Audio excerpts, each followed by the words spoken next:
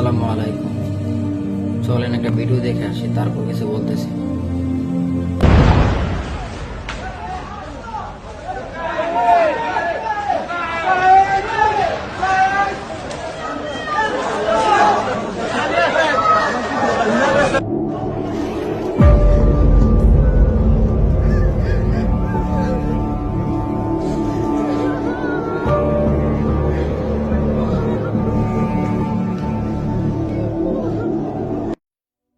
ভিডিওটাতে কি দেখলেন? আপনার আমার ভাই ফিলিস্তিনে তাদের দেহ আকাশে উঠতেছে ইসরায়েলের বোমার আঘাতে, অথচ 57টা মুসলিম কান্ট্রি বিশ্বের মধ্যে আছে। তারা কি করতেছে? এই যুদ্ধটা ফিলিস্তিনের কি একার ছিল? একার ছিল না, এটা ছিল সমগ্র মুসলিম জাতির যুদ্ধ।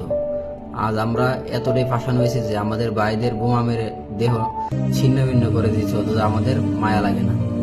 আল্লাহর কাছে কি জবাব দেব সবাই ভেবে নেন। তো মনের অবস্থা খুবই খারাপ। নিজেদের ভাই মুসলিম ভাইদের আজকে এই অবস্থা, অথচ আমরা কিছুই করতে পারতেছি না।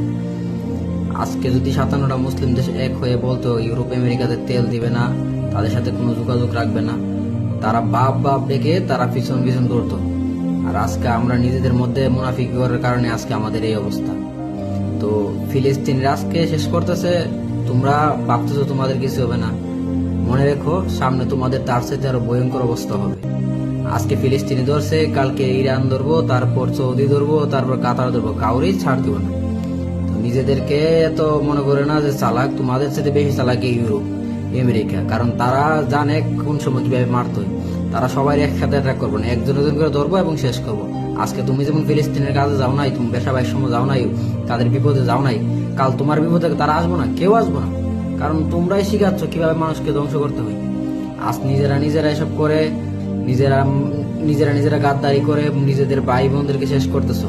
তো আল্লাহর কাছে জবাব দেওয়ার জন্য প্রস্তুত থেকো, সামনে তোমাদের জন্য খুবই ভয়ঙ্কর দিন আসতেছে।